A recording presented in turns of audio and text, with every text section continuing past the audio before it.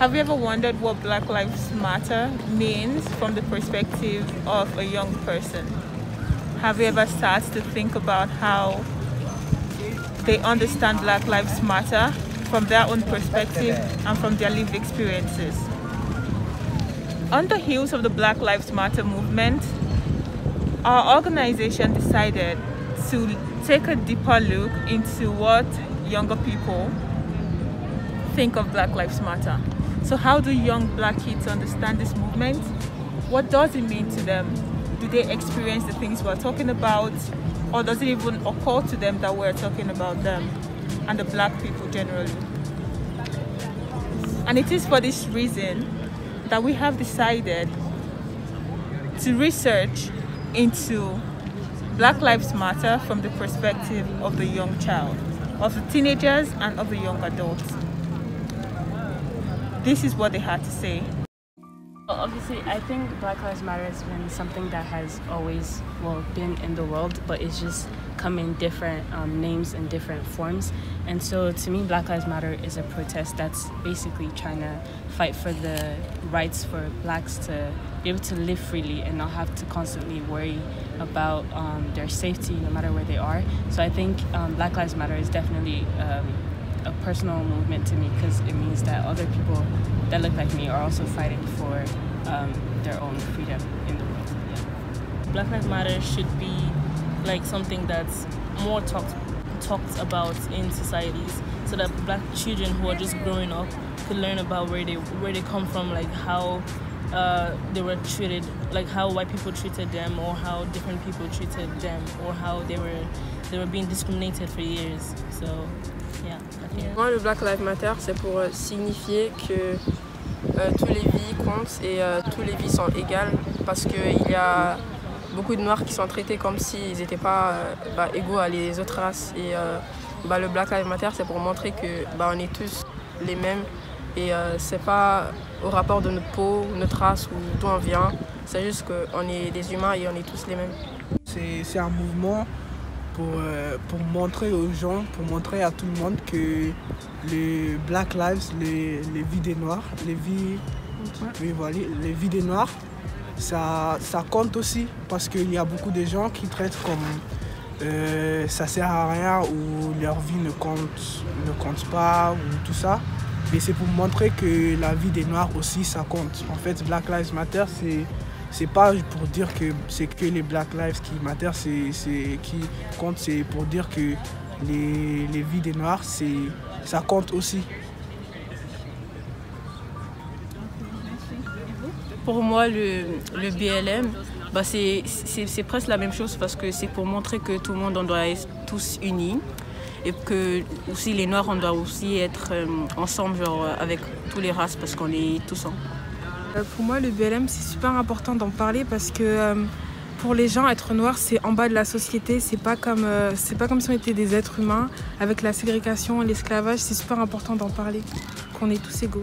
So what I understand from the Black Lives Matter movement is like the years of oppression that Black people had faced when the West felt that it was right to pillage Africa and like taken for slaves in the Arab countries, taken for slaves in Europe, taken for slaves in America. They came and colonized our lands, took away our language, our culture, and put their own. When I say Black Lives Matter, it's for those that never were able to fight for their culture, those who have died for us, like for us normal Black people who can live and work and feel with everyone, no longer looked at like second-class civilians in society, given true opportunities to succeed.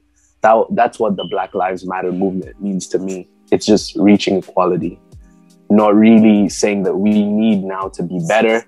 It's just for those who, in the past in the West or in the East, maybe in the Gulf countries, that have taken advantage of us or taken us for fools, need to be held accountable for their actions. Black Lives Matter could be a lot of things.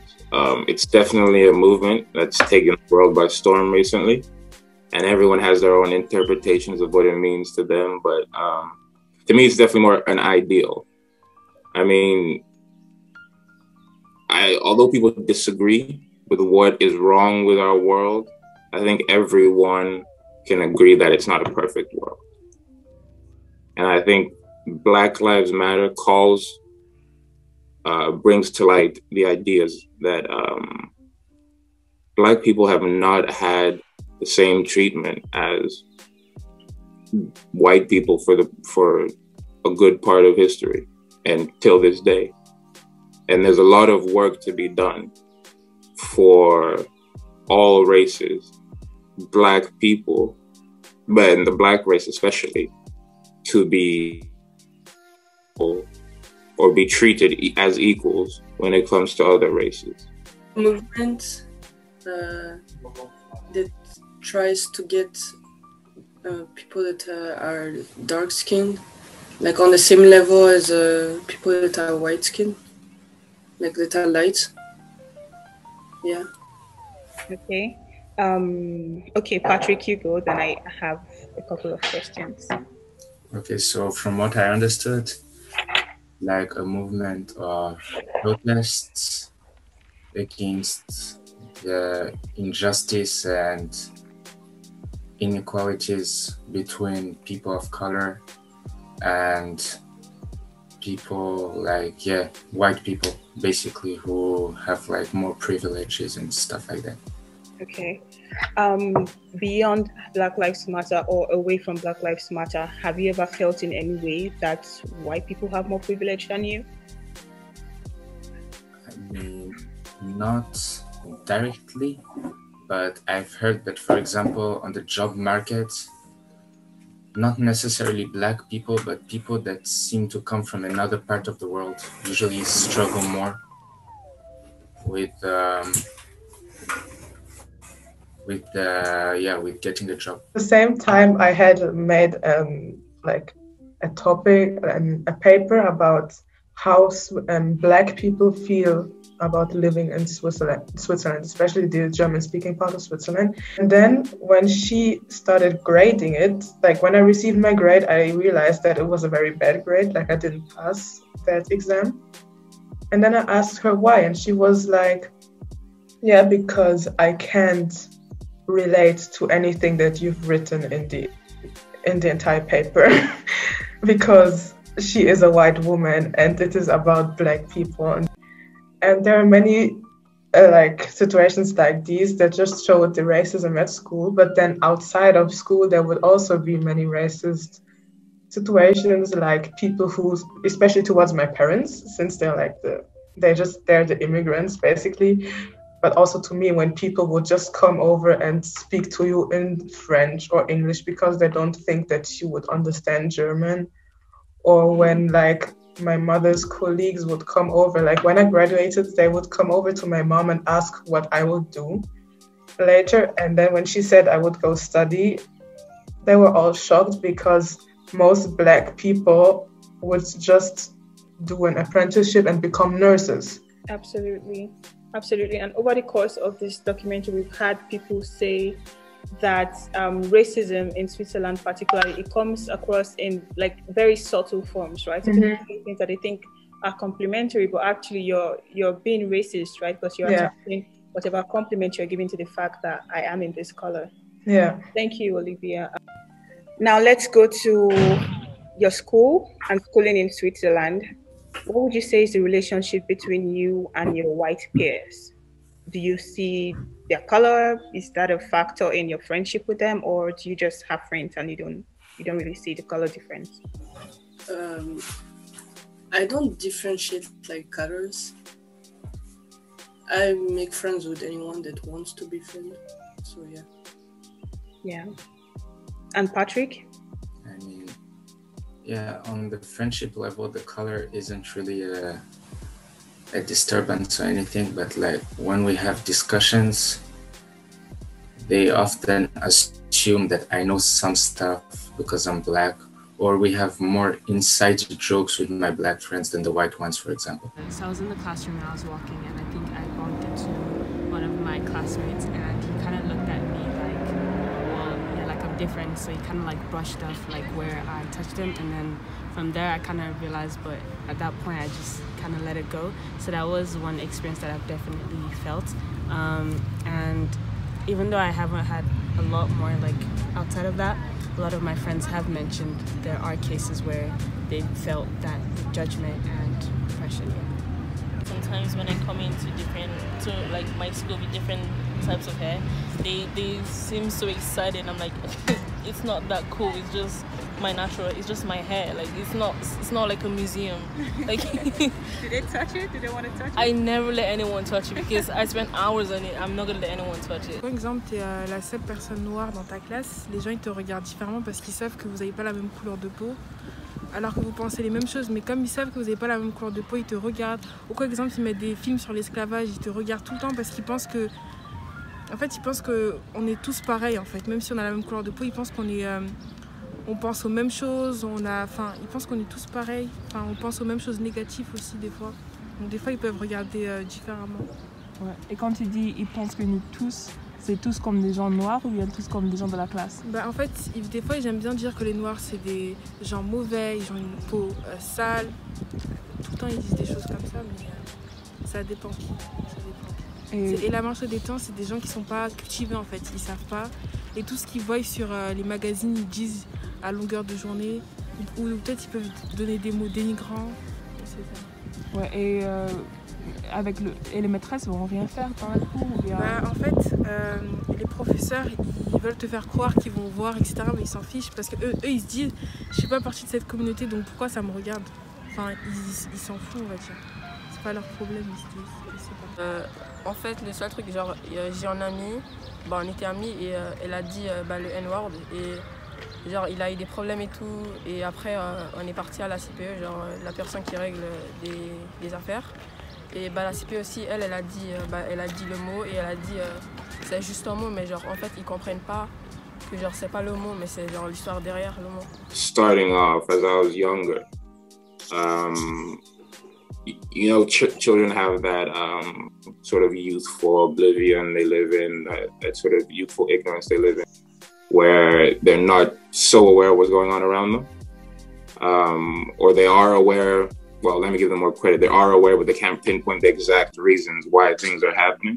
So I would say there were definitely a lot of instances, not a lot, but there were definitely instances like that growing up. So before high school, where I would say, maybe that's a little odd. I wonder why that happened or why someone said something that way. Like, just to give you an example, there were crayons we used to draw and color and, you know, paint self-portraits and stuff like that. And whenever someone wanted the pink, it was like a sort of peach shade of crayon, they would say, can you pass the skin color? And I'm thinking, well, the brown crayon is here, so I should give you this one, right? And everyone would just kind of look at me funny. So little instances like that will build up.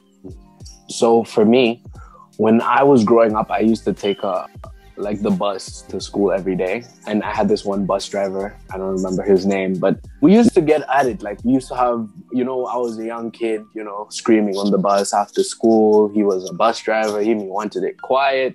But we used to go back and forth because we're young and we think we know what's better. And also he's old and he wants everything calm so he can have an easy job, you know? So for some time we had a back and forth.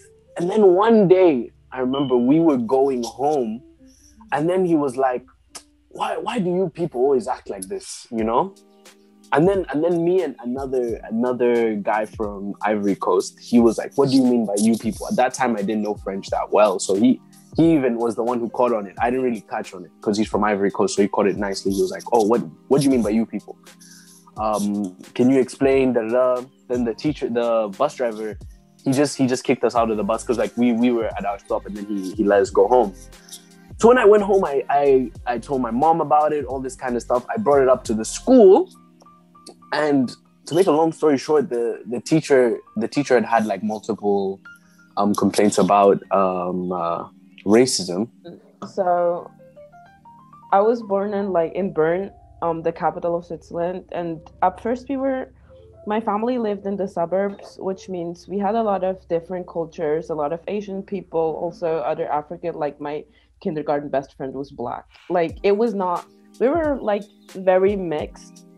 And then when I was like 8, 9, we moved to a village with only 3,000 people, and we were the first Black family there.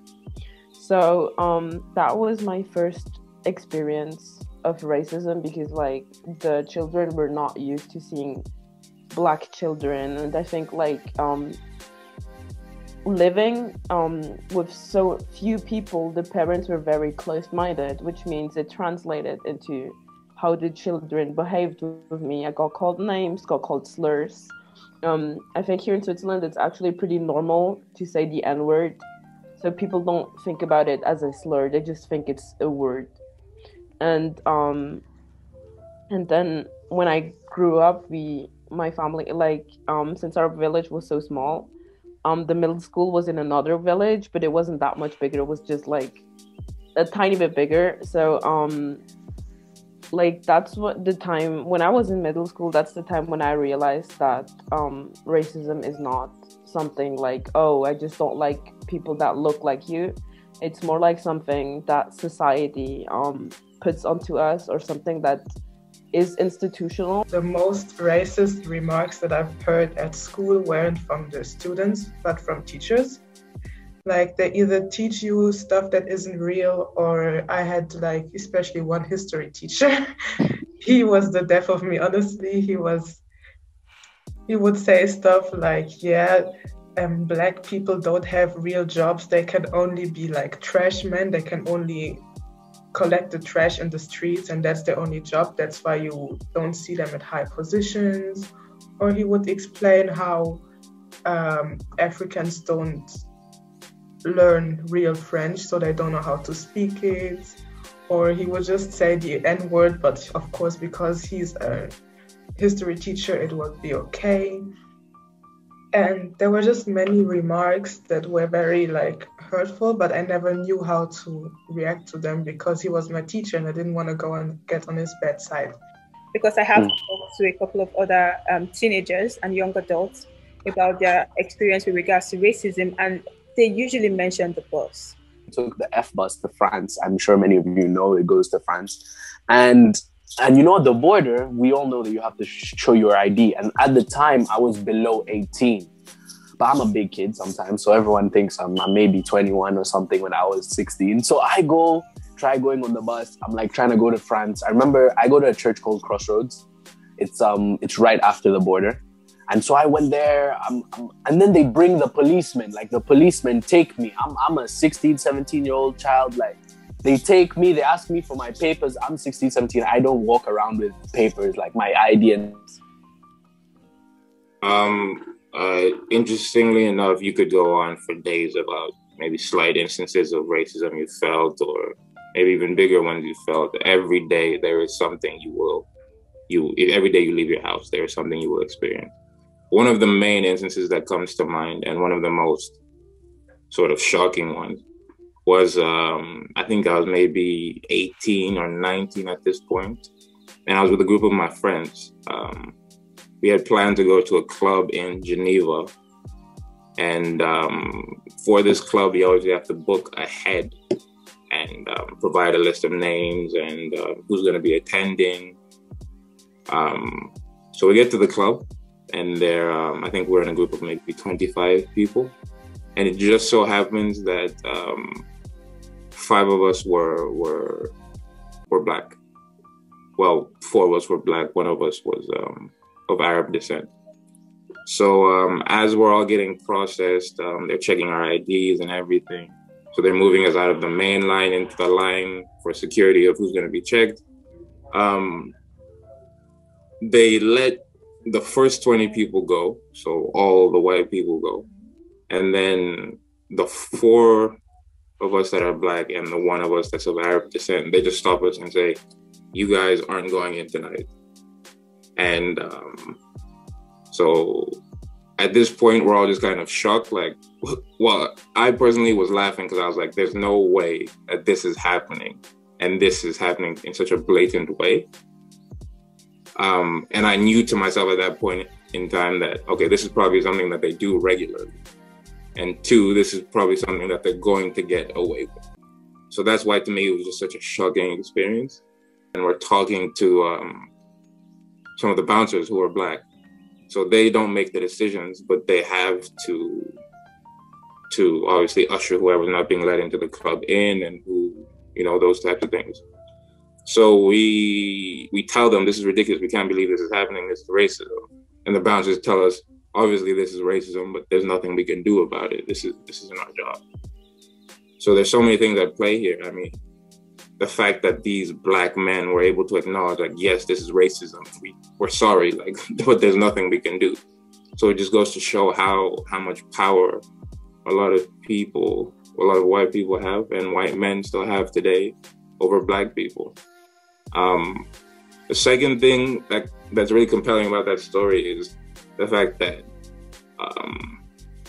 our 20 non-Black friends still went in that night, still entered the club that night.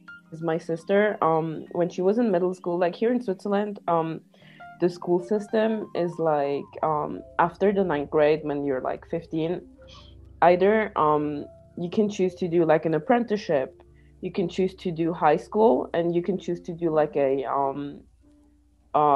technical school. And my sister wanted to do a business school, and she was not bad. She had like quite good grades, and like enough grades to enter that business school. And so, but here in Switzerland, it's like your 9th grade teacher will have to give you, will have to like report or give like a permission for you to go, because they are supposed to be like good judges to see who's suited to do more higher work and stuff. So my sister obviously applied because she had good grades and she wanted to do that. And then her homeroom teacher was like, no, I won't let you go because people like you are not supposed to go far in life. People with your skin color are just supposed to clean up after us. I think it was maybe a month ago. I played table tennis against this one guy. And in the end, the first thing he told me is like, you play well for someone that's half caste. Oh, and I told him that's racist. He got mad, and yeah. I mean, that was racist.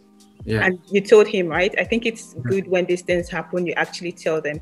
What do you think of your appearance? And I asked it in the context of you live in a very multiracial city like Geneva. It's very international. There are so many people here. Yeah, especially old people, no offense. But sometimes when I go into the bus, I feel like they stare at me, and I know that they do because some of them they walk with when I come sit, and I feel like even at a tender age, when I was 13, when I came here first, that happened to me, and I was like, what's this? Because we didn't have that like discrimination back home, because everyone was just like the same, accepting. No one was like literally with the same color. We literally do the same thing. So like here, I feel like more watched and more judged, like I said before. So back home, it's literally amazing because I don't get to deal with those kind of things. En fait, les cheveux, parce que en fait, ils demandent tout le temps pourquoi tes cheveux ils sont comme ça, moi mes cheveux ils sont comme ça, pourquoi toi c'est comme ça. Enfin, je trouve ça en fait gênant de poser ce genre de questions.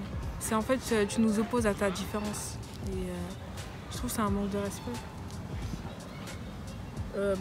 Moi, comme j'ai dit, j'ai des amis qui me complémentent, mais genre quand j'étais plus petit en 6e, j'avais une amie et genre elle demandait pourquoi on stressait les cheveux ou pourquoi on mettait des perruques, genre et en fait je trouve genre c'est impoli de poser cette question parce que c'est comme si ils nous interdisaient de faire ce qu'on veut avec nos cheveux, parce que eux c'est pas comme s'ils bouclent les cheveux ou ils lissent, eux aussi ils mettent des tresses des fois et on les empêche pas de faire ça et on part pas de ça, mais quand il y a quelqu'un noir qui fait ça, c'est un peu comme un problème, je sais pas.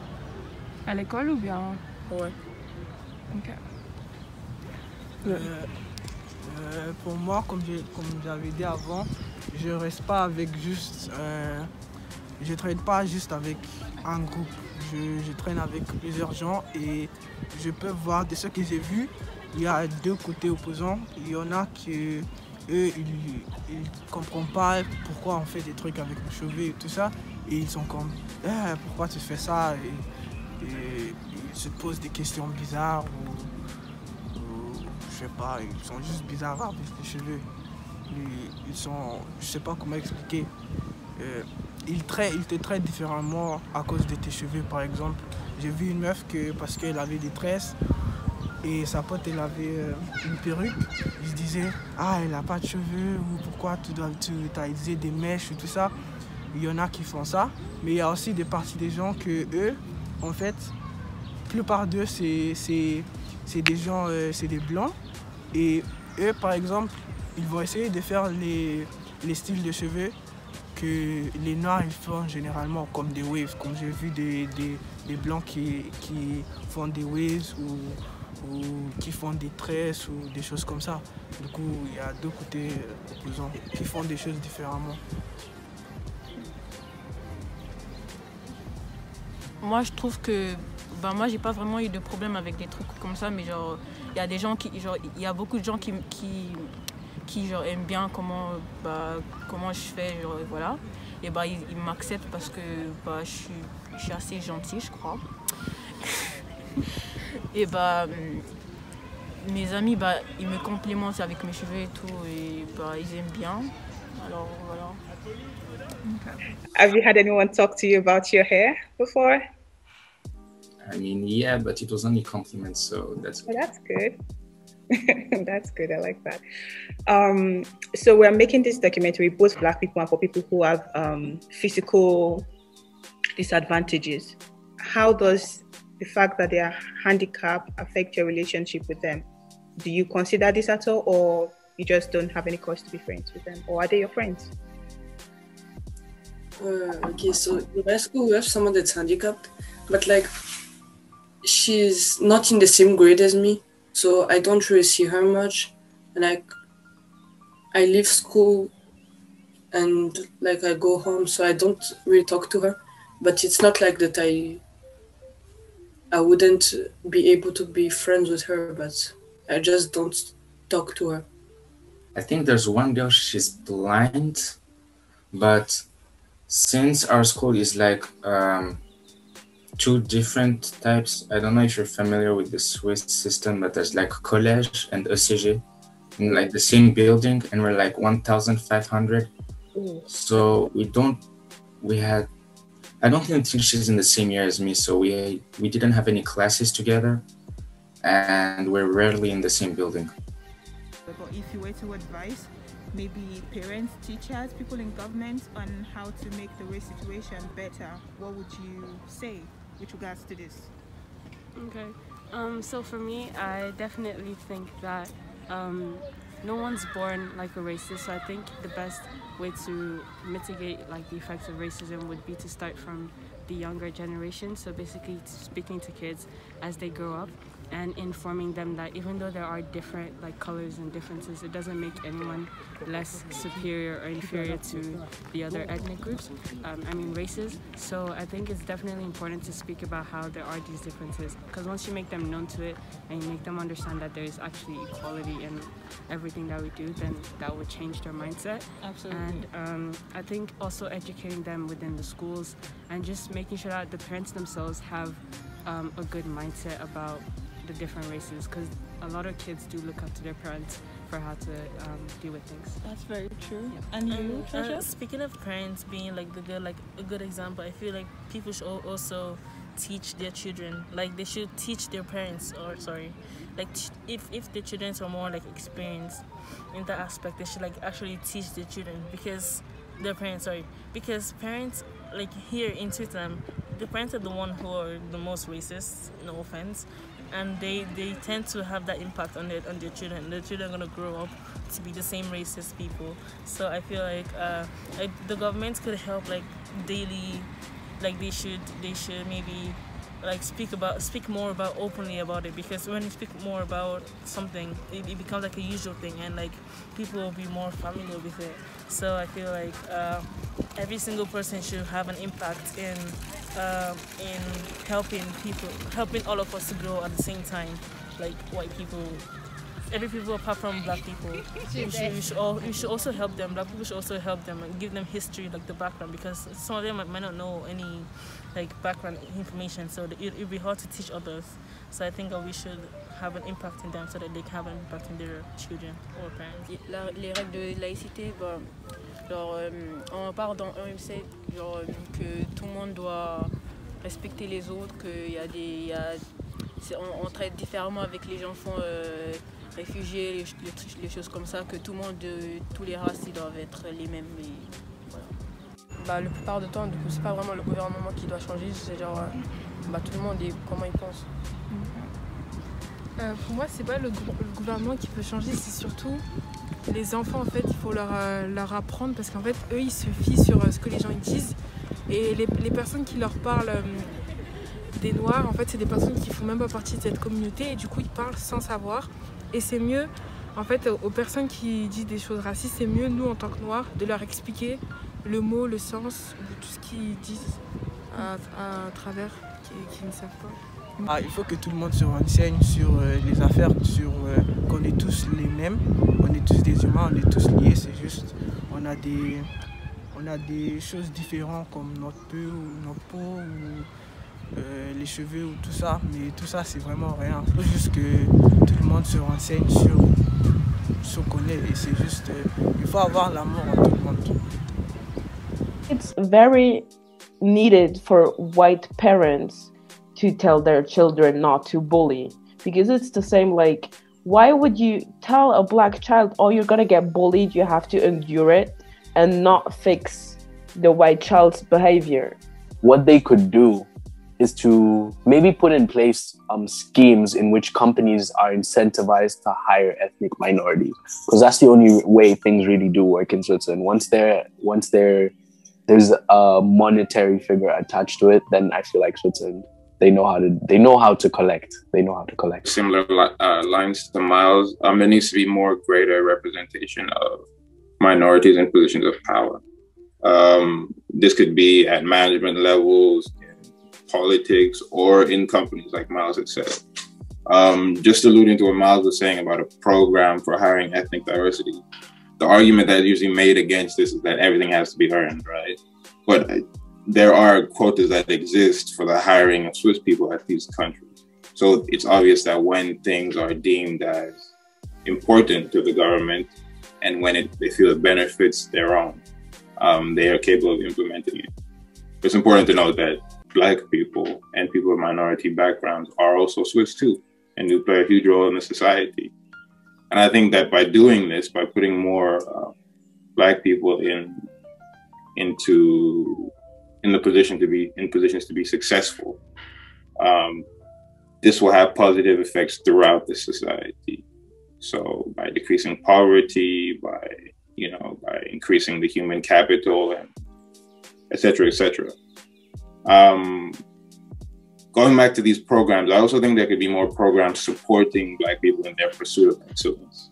So these could be like maybe after-school programs for younger kids to help them with sports. I know a lot of clubs already exist, but to help them with sports, or maybe other extracurricular activities, maybe public speaking or creative writing, or just general helping them to develop skills, life skills or professional skills that they wouldn't normally develop at school, and that they wouldn't have the opportunity to develop without such schemes.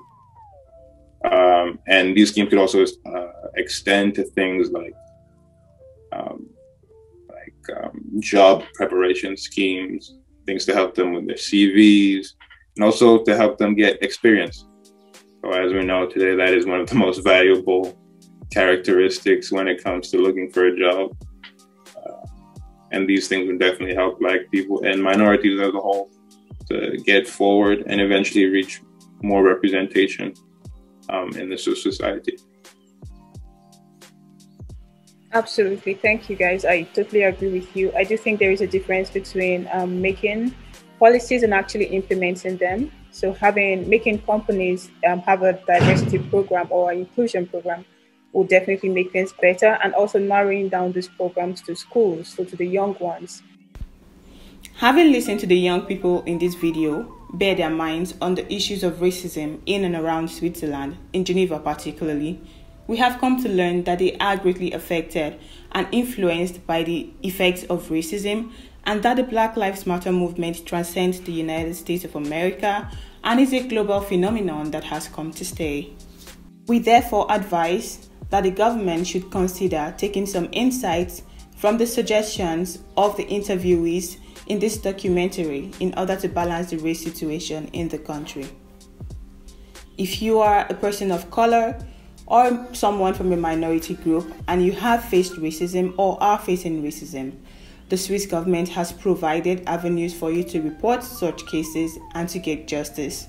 Please do not remain silent. Please report these cases and use your voice to balance the situation in the country.